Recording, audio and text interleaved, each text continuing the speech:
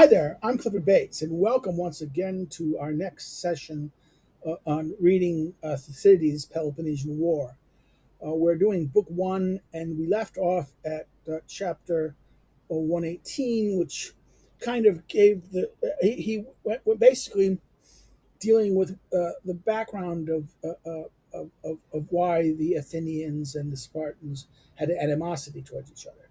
And in this account, he dealt with the the first, the events from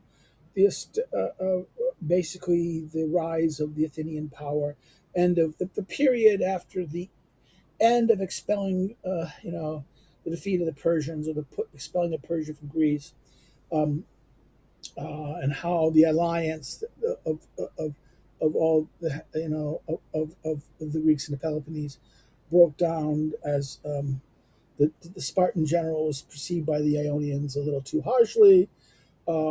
This led to the rise of Athens, and that's Athens' naval power.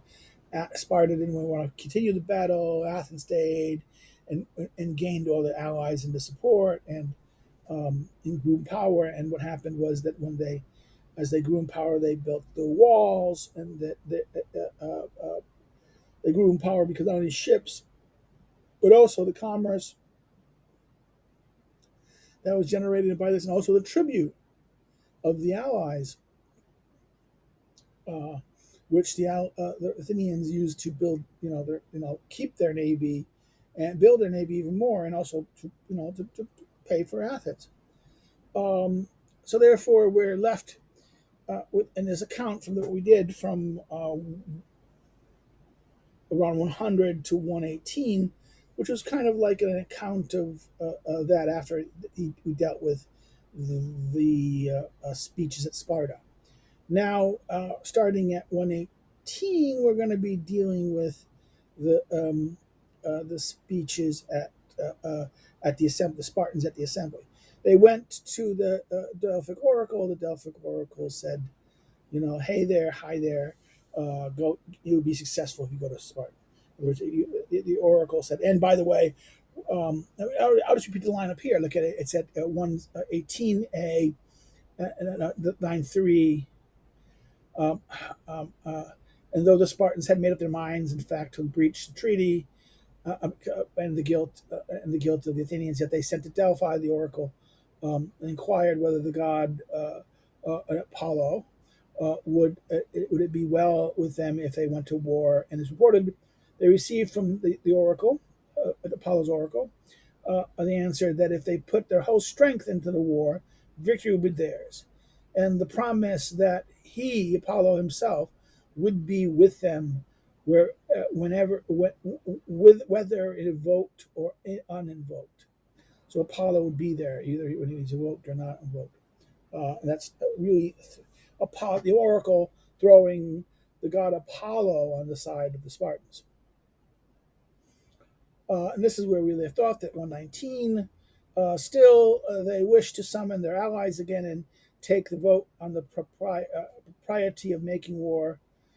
After the ambassadors from the Confederates arrived and the Congress has convened, they all spoke their minds, most of all denouncing the Athenians and demanding that the war should begin, and especially the Corinthians. They had before, on their own account, canvassed the cities separately to induce them to vote for war, in fear that it might become too late to save Padilla. They were present. They were present on this occasion and came forward the last and made the following speech.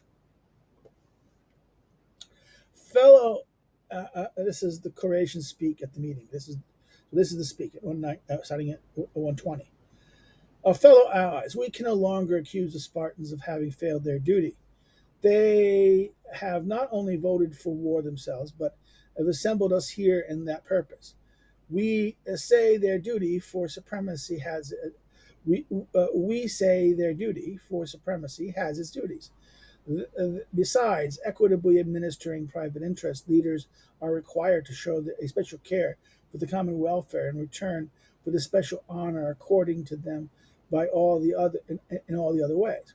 All of us who have already had dealings with the Athenians require no warning to be on their guard against them. The states, the cities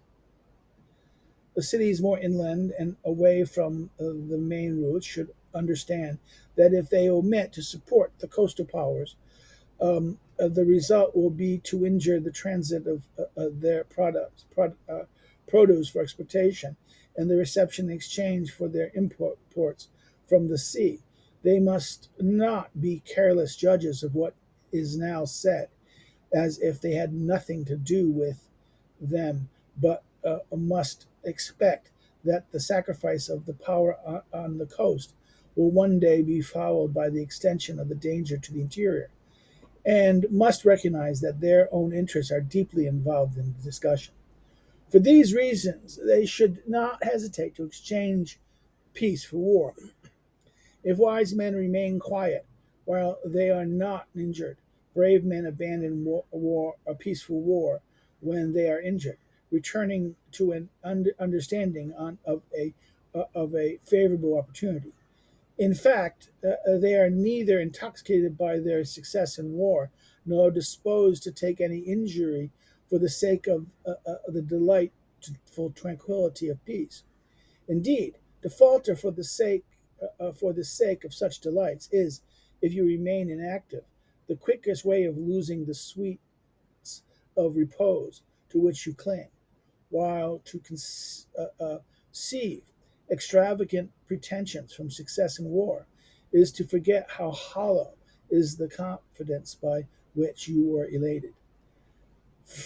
For if many ill conceived plans have succeeded through the still greater lack of judgment of an opportunity, many more apparent well laid have, on the contrary, ended in disgrace.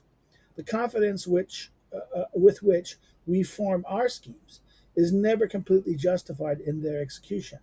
Speculation is carried on in safety, but when it comes to action, fear causes failure.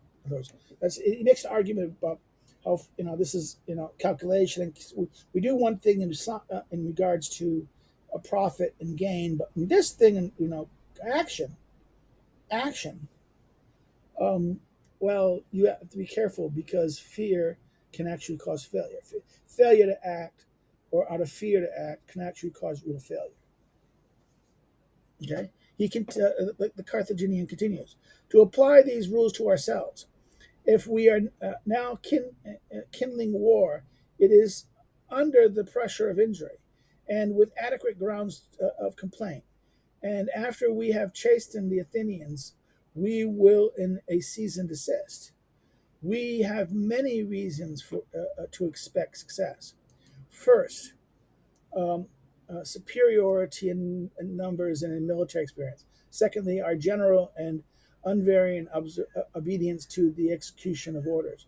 The naval strength which they possess shall be raised by us from our respective present resources and from moneys at Olympia and Delphi. A loan from these enable us to seduce these foreign sailors by the offerings of higher pay. For the power of Athens is more mercenary than national, or tied to them. In other words, tied to the city, tied to them. Um, um, and ours will not be exposed to the same risk. And as its strength lies more in the men than in the money. A single defeat at sea is, in all likelihood, their ruin.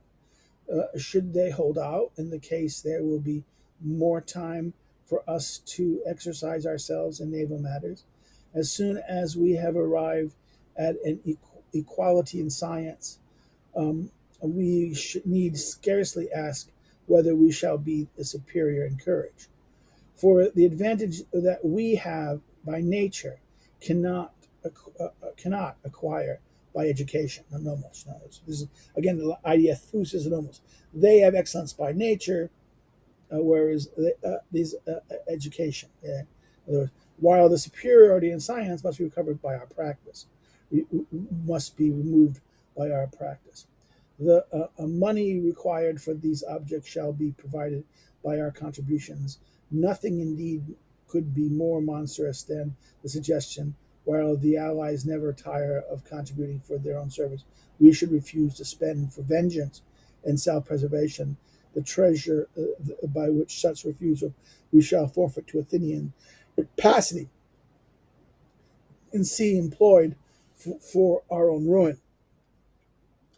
At 122, he continues, we have also other ways of carrying on the war, such as the revolt of their allies, the surest method of depriving them of the revenues, which are the resources of their strength, and the establishment of the fortified positions of their country, and various operations which cannot be foreseen at present.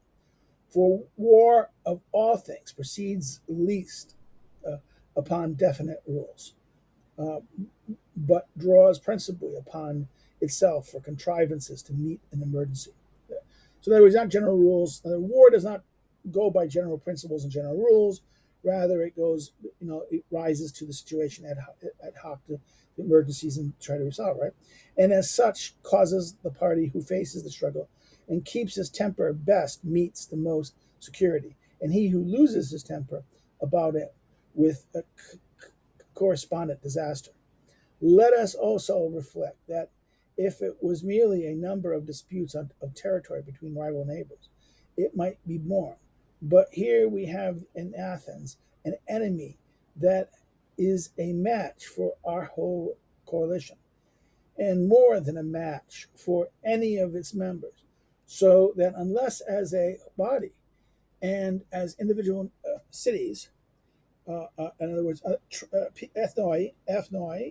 individual ethnoi peoples, and individual cities, polises, we can make a unanimous stand against her.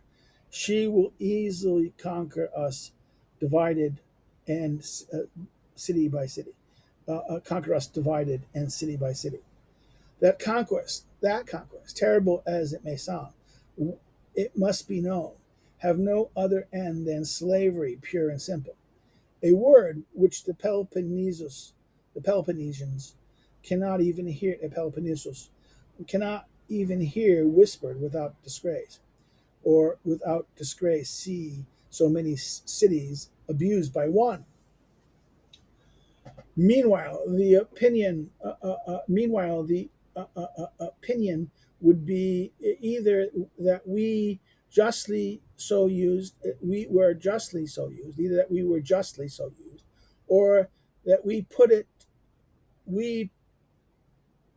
up with it from cowardice, and were proving degenerate sons, and not even securing for ourselves the freedom that our fathers gave the Hellenes, and allowing the establishment in Hellenes of a tyrant state, even in though even individual cities, the tyrant city, even in individual cities, we think it is our duty to put down sole rulers. In other words, they don't like sole rulers. Again, this is the thing.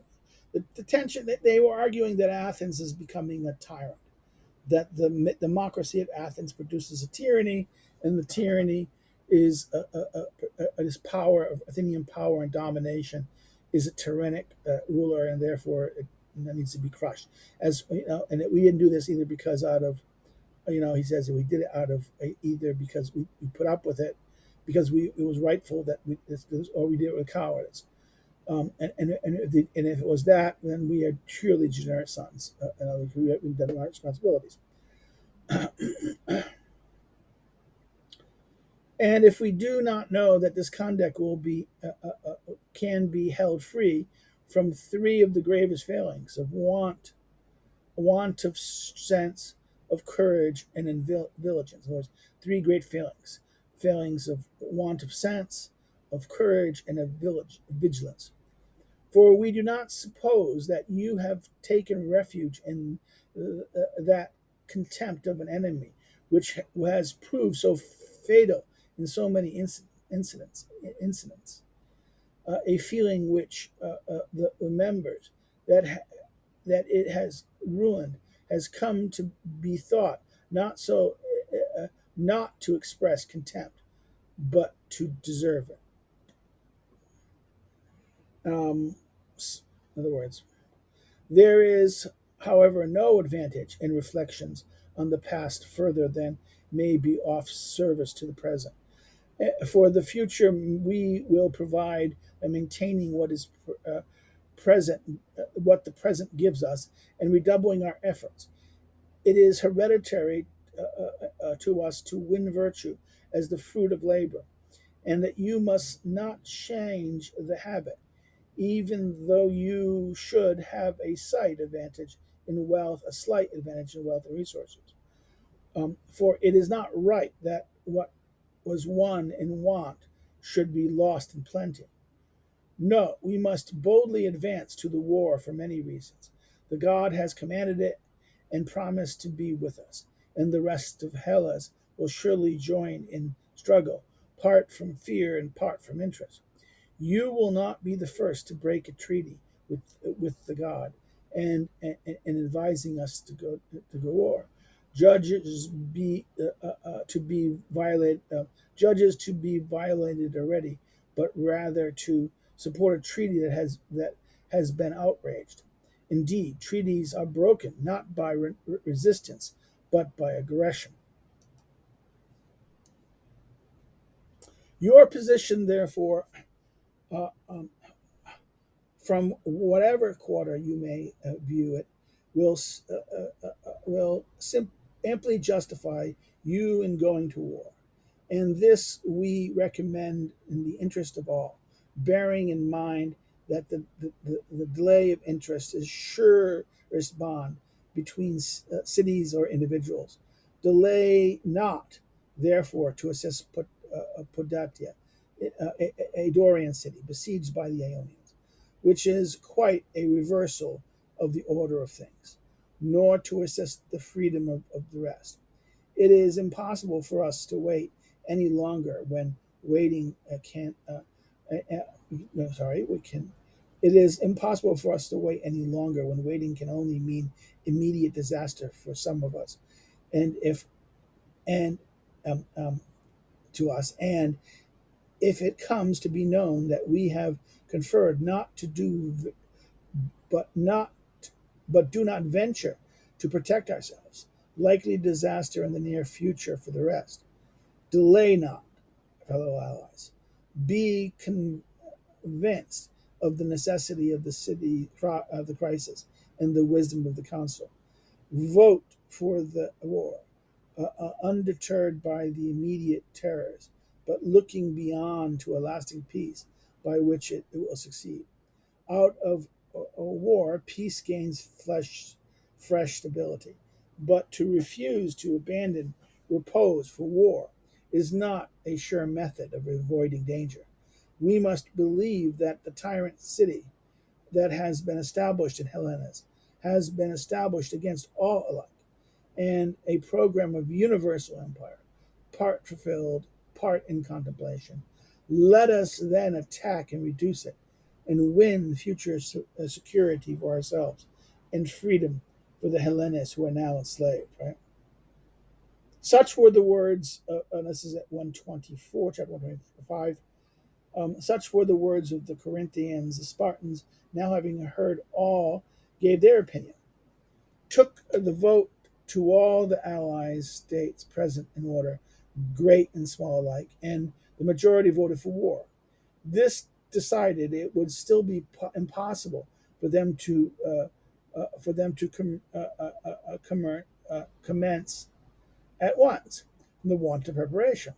But it was resolved that the means requisite were to be procured by different cities, and that there was to be no delay. Indeed, in spite of the time occupied with the necessary arrangements, less than a year elapsed before Attica was invaded and the war openly began. This is at um, This is 126. And this interval was spent in sending embassies to Athens charged with complaints in, uh, um, in order to obtain a good pretext for war as possible.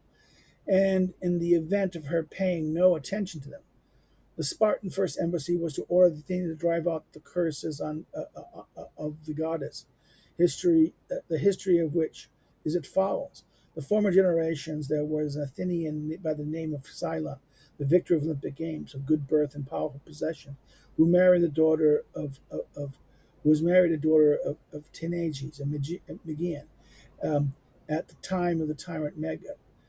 Now this Cylon was inquiring at Delphi when he was told by the god to seize the Acropolis of Athens on the festival of Zeus. Accordingly, procuring a force from Theagenes and persuaded his friends to joining him, he seized the Acropolis with the Olympic festival in the Peloponnese, beginning with the intention of making himself tyrant, thinking that this was the grand festival um, uh, uh, thinking that this was the grand festival of Zeus, and also an occasion appropriate for the victor at Olympic Games. Whether the grand festival was that was meant was in Attica or somewhere was a question which he never thought of, and which the oracle did not offer to solve. For the Athenians also have a festival, which is called the Festival of Zeus Milocus, or Gracious, namely the dioecious bloodless offering, particular to, sorry, dioecious, which is celebrated outside the city, and the whole people sacrifice, not real victims, but a member of the bloodless offerings particular to the country. However, fancying he chose fancying he had chose the right time, he made the attempt. As soon as the Athenians perceived it, they flocked in, all one and all, from the country, and sat down and laid siege to Citadel. But but as time went on, weary of the labor blockade, most of them departed. The responsibility of keeping guard being left to 9 archons with plenary power to arrange everything according to their good judgment. It must be known that at the time most political functions were discharged by the 9 archons. Meanwhile, Cylon, who was besieged, and his besieged companions were distressed for want of food and water. Accordingly, Cylon and his brother made their escape, but the rest, being hard pressed, and even dying of famine, seated themselves in supplicants to the altars of the Acropolis. The Athenians, who were charged with the duty of keeping guard, when they saw them at point of death in the temple, raised them up on the understanding that no harm should be done to them, led them out, and slew them. Some of them, some who, as they passed by, took refuge in the altars of the awful goddess that which dispatched of the awful goddesses were dispatched on the spot. From this from this deed, the men who killed them were called accursed and guilty against the goddess, they and their descendants. Accordingly, these cursed ones were driven out by the Athenians and driven out by Cleomenes of Sparta and the Athenian faction. Leaving and leaving living The living were driven out, and the bones of the dead were taken up, and they were cast out. For all that they came back afterwards, and their descendants are still in the city.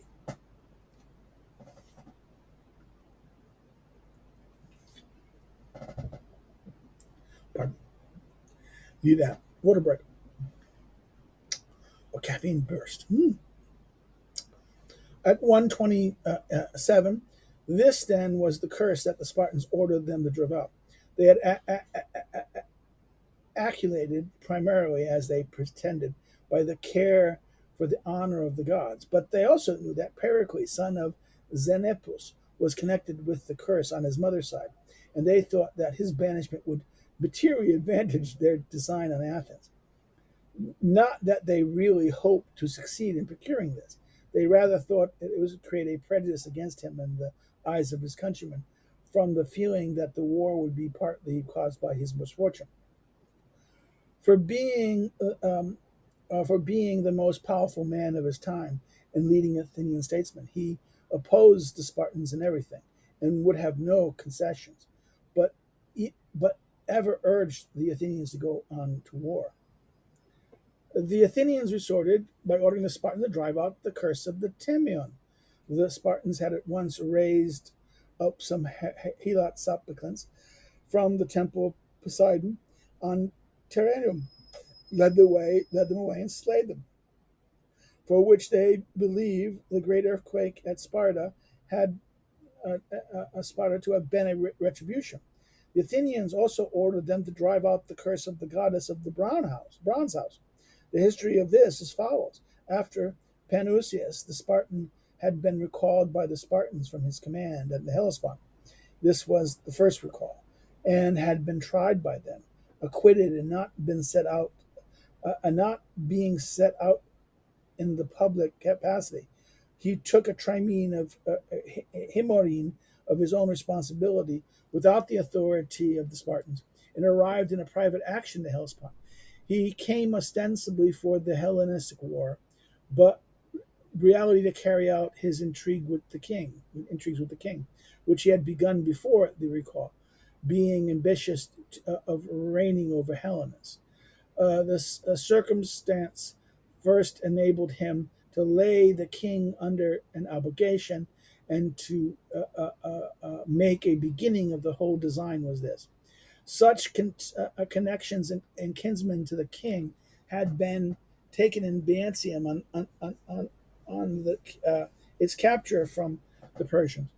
When he was first there, after the return from Cyprus, these captives set off to the king without knowledge of the rest of the allies, the account of that they escaped from him. He managed this with the help of Gongylus, an ear trained, whom he had placed in charge of Byzantium and the prisoners. He had gave Gongylus a letter for the king, that contents of which were followed, as as was afterward discovered. Panasius, the general of Sparta, anxious to do you a favor, sends you these his prisoners of war.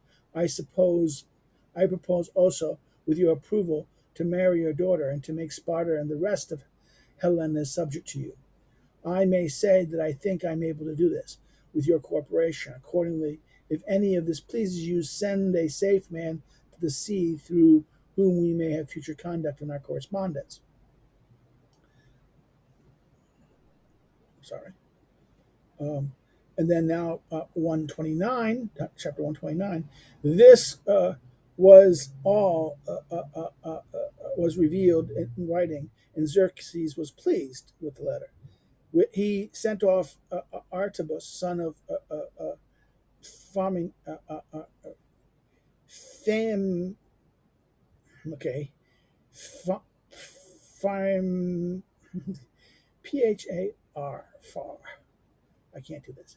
Phar Anacles to the sea with orders to supersede the megabytes. Megabytes. The previous governor, megabytes. Okay. The previous governor in the province of Daliscalium, and to send over as quickly as possible to Pau Pauasnesum, the Spartan guy, the Spartan king, the Spartan leader general that they sent out, at Byzantium, a letter which he entrusted to him to show the royal signet, and execute any commission which he might receive from Panassus on the king's business, all with all care and fidelity. Uh, um, Artabazus, on arrival, carried the king's order into effect and sent over the letter, which contained the following answer. Thus says King Xerxes to Parnassus, for the men whom you have saved, for the men whom you have saved from me, from the Byzantium across the sea, and obligation is laid up to you in our house, recorded forever. And with your proposal, I am well pleased.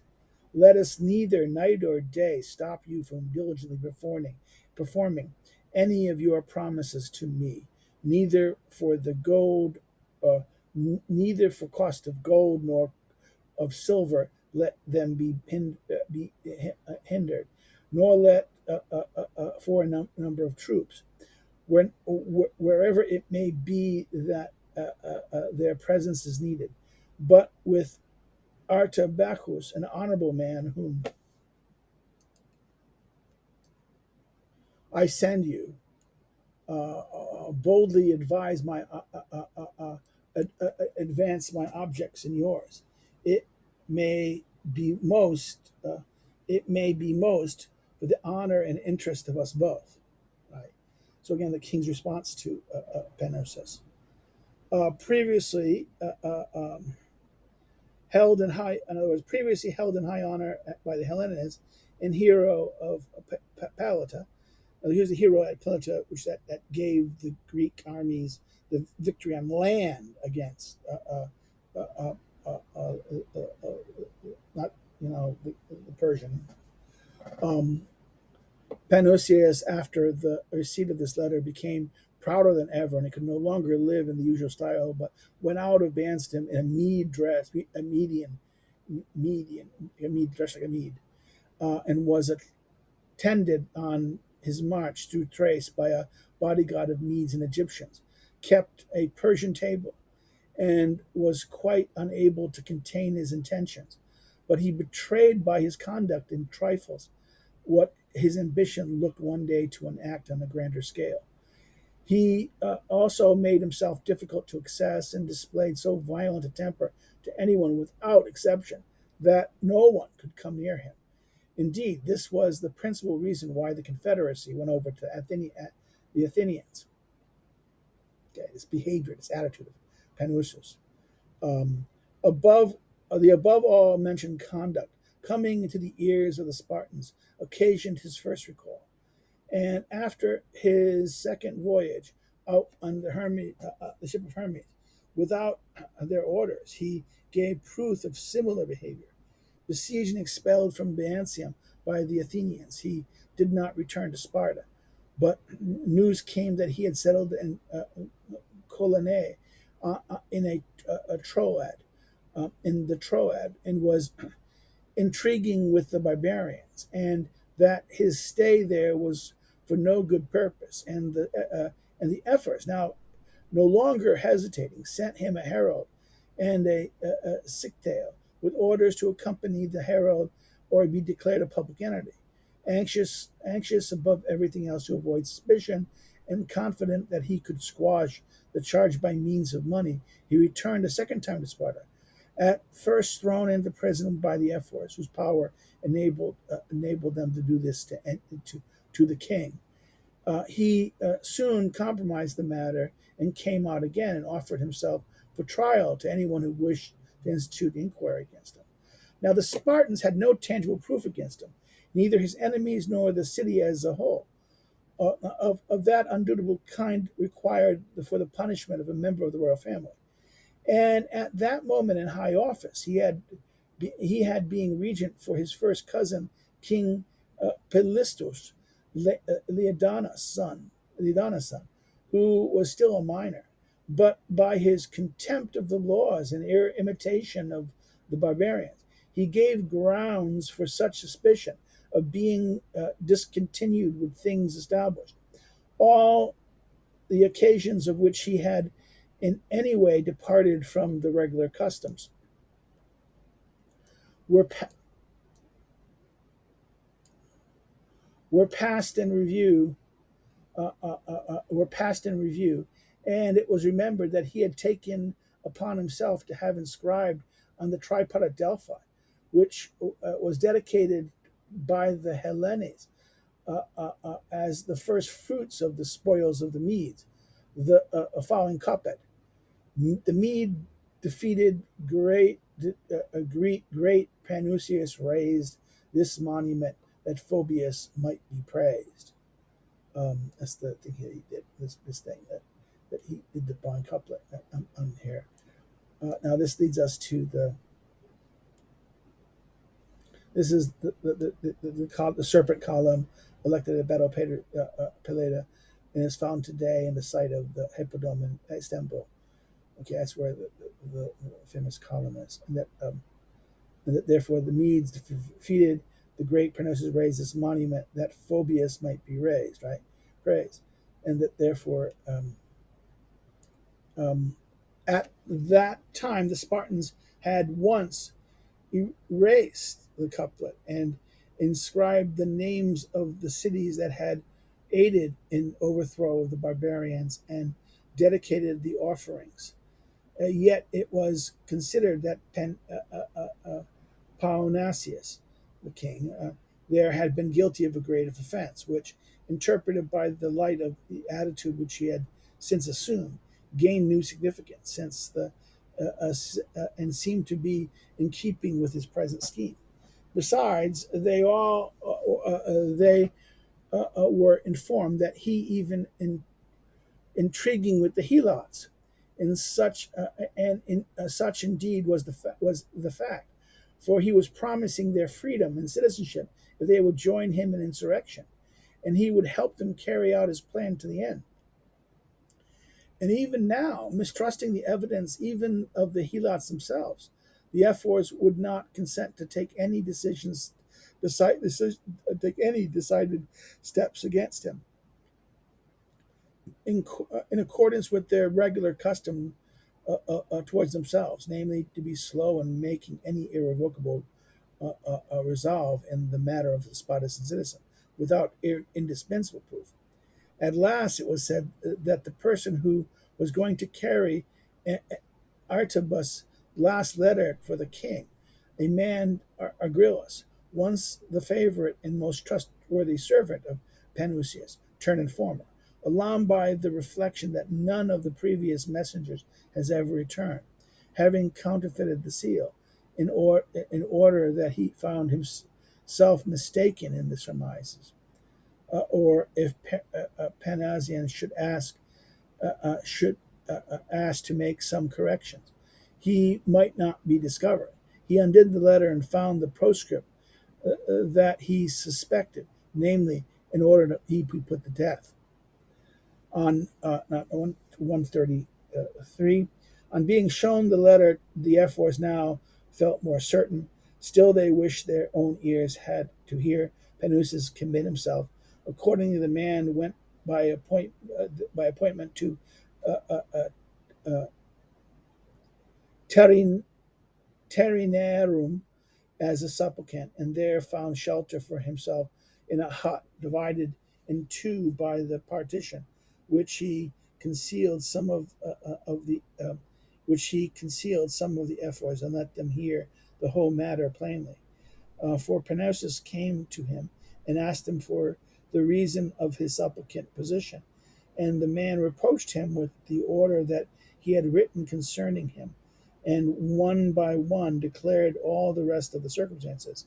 Now he who had never yet brought him into any danger, while employed as agents between him and the king, was yet just like the mass of his servants to be rewarded with death, admitting all of this and telling him not to be angry about the matter. Parnassus gave him guarantee of safety in getting him to leave the temple, and begged him to set off quietly as possible and not to hinder in the business in hand. To hinder the business in hand. The Ephors listened carefully and then departed, taking no action for the moment, but having at least reached certainty was prepared to arrest him in the city. That it is reported that he was about to be arrested in the streets. He saw from the face of one of the ephors that he was coming for. Another two Another two made him a secret signal and betrayed it to him from kindness, setting off at a run for the temple for the goddess of the bronze house, and enclosed the enclosure of which he was a small hand. He succeeded in taking sanctuary before they took him, and entering into the small chamber, which formed the part of the temple. To avoid being exposed to the weather, he remained there. The ephors, and for the moment, distance in the pursuit, took off the roof of the chamber, and having made sure that he was inside, shut him in, barricaded the doors, and staying before the place, reduced him by starvation.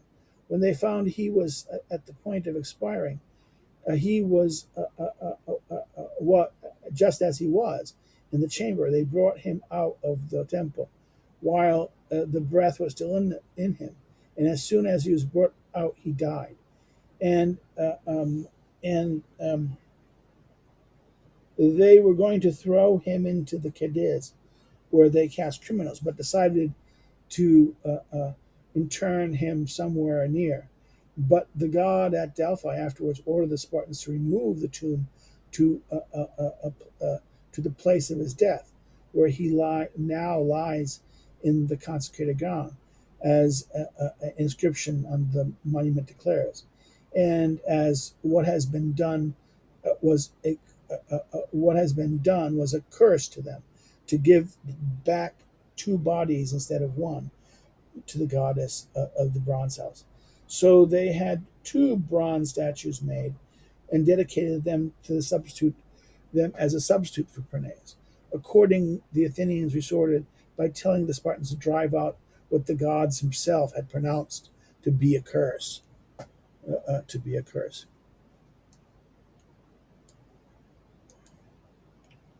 This is 135. To return to the Medianism of Panassus, the matter was found in the course of the inquiry to implicate Themistocles, and the Spartans accordingly sent out envoys to the Athenians and inquired them to punish him as they had punished Panosian. The Athenians consented to do so. He had, as it happened, been ostracized, and from his residence at Argos was in the habit of visiting other parts of Peloponnesus. So they sent with the Spartans, who were ready to join in the pursuit, persons with instruction to take him wherever they found him. Themistocles became aware of their intentions, however, and fled from the Peloponnesus to Croatia, which was under obligations towards him. But the Croatians alleged that they could not venture to shelter him at the cost of offending Athens or Sparta, and they conveyed him over to the continent opposite. Pursued by officers who hung on the report of his movement, and at loss to where to turn, he was compelled to stop at the house of Amydus, the Molassian king, though they were not on friendly terms. Um, Admentius happened not to be indoors, but his wife, to whom he made his supplicant, instructed him to take their child in his arms and sit down by the hearth. Soon after, Oedipus came in, and Themistocles told him who he was, and begged him not to take revenge on Themistocles in exile for any opposition in which his requests might have been experienced from Themistocles at Athens. Indeed, he was now too low for such revenge. Retaliation was only honorable between equals. Besides, his opposition to the king had only affected the success of a request, not the safety of his person.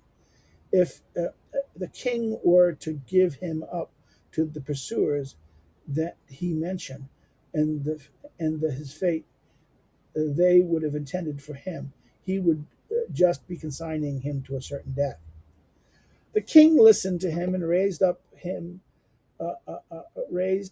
up with his son, so that he was sitting with him as his arms, with the most effectual method of supplication.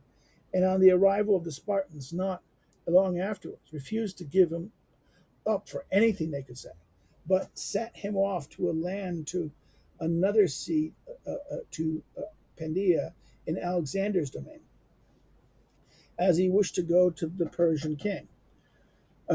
There he met a merchant ship on the point of starting for Ionia. Going on board, he was carried by a storm to the Athenian squadron, which was blocking Naxos. His alarm, he was quickly unknown to the people on the vessel, who he told the master who he was and what he was flying for, and said that if he refused to save him, he would declare that the captain had been bribed into taking him. Meanwhile, their safety consisted in letting no one leave the ship until favorable time for sailing would arise. If he complied with his wishes, Themistocles promised him a proper recompense. The master acted as he desired, and after lying at anchor for a day and a night out of the reach of the squadron, at length arrived at Ephesus. Having arrived, rewarded him with a present of money. As soon as he received some of the friends at Athens and from his secret hoard at Argos, Themistocles started inland with a Persian coast uh, uh, uh, uh, with a Persian from the coast, and sent a letter to King Anaxarchus, Xerxes' son, who had just come to the throne.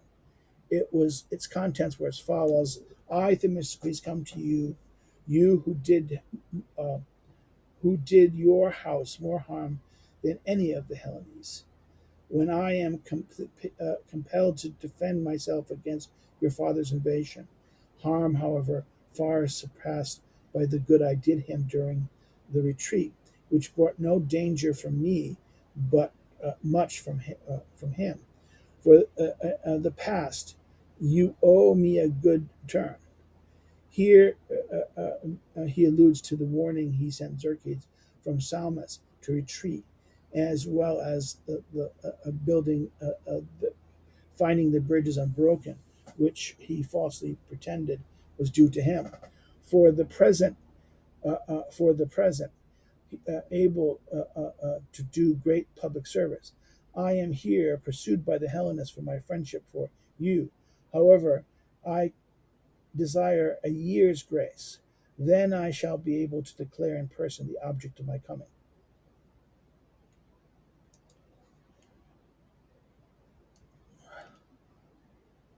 Or that's the map of the flight of Themistocles, right? Yeah. It is said, this is not 138, it is said that the king approved his intention and told him to do as he said. And he was employed in the interval in making what progress he could in the study of the Persian tongue and of the customs of the country. He arrived at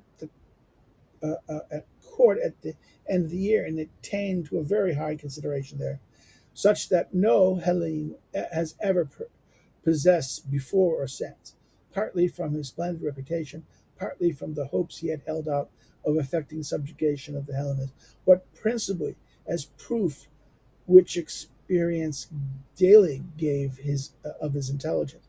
For Themistocles was a man who exhibited the most indubitable signs of genius. Indeed, it was this particular in this particular he has a claim on our admiration quite extraordinary and unparalleled. By his own native capacity, which was neither shaped by education nor developed by later training, he was at once the best judge of sudden crises which admit little or no deliberation, and the best prophet of the future. even to its most distant probabilities. He is able theoretical um, expositor of an able theoretical expositor of all that came within the sphere of practice, practice. In other words, he could give theory to praxis. He's saying um, he was not without the power of passing an adequate judgment in matters in which he had no experience. In other words, even when he had no experience of something, he was able to give it. He could also excellently divine the good and the evil which lay hidden in unseen futures. To sum up, whether we consider the extent of his natural powers or the sightedness of his applications, this extraordinary man must be allowed to have surpassed all others in the faculty of intuitively meeting an emergency. Um, Disease was the real cause of his death, though there are a story of him having ended his life by poison or finding himself unable to fulfill his promise to the king. However, this may be however this may be, there is a monument to him in the agora of the Aztec Megatians. He was governor of the district, the king having given him Megatia, which brought in 50,000 talents a year for bread. Lamp, Lampcasius, Lampcasius, Lamp, Sacus, Lampcasius. I'm going to try these pronouncing these names. And I studied Greek too. That's even hilarious. Pronouncing, I can't speak Greek. I can, read the damn thing, but not. But which was considered to be the richest wine country for wine, and Meos for other provisions. His bones, it is said, were conveyed home by the relatives in accordance to his wishes and interred on Attic ground. This was done without the knowledge of the Athenians, as it is against the law to bury in Athens an outlaw for treason. So ends the history of Panusius and Themistocles, the Spartan and the Athenian most famous men of time of Hellenes. So he gave a digression when they said you kick out that guy, we kick out that guy, and then what about Themistocles? You have Themistocles' bones in your country. Why don't you kick it out? In other words, this is the kind of thing how kind of petty they were getting about in their waiting before the actual Spartans do attack. Their times of emissaries to saying, well, we're mad at you. We're mad at you for this. And the Athenians respond in kind. Therefore, this kind of back and forth of dissing each other. At 139, to return to the Spartans, the history of their first. Okay, now let's stop here. At 130. At 138. That's good enough. So I'm going to stop here. And again, if you have any comments, please put the comments down there. Questions or things like that, I will answer that. If you have any questions about so far what we've done this Peloponnesian War, about Thucydides, then you can I'll respond to it. You can, if you like what you like it, share it with a friend, subscribe, do some more. You can follow me on social media. I can even see my subscribe star. Finally got it working. Maybe someone will join it up. Help fund my activity here. If those of you like it, I mean, come on. This is I probably annoy people. We'll see what happens. So again, take care and have a nice day.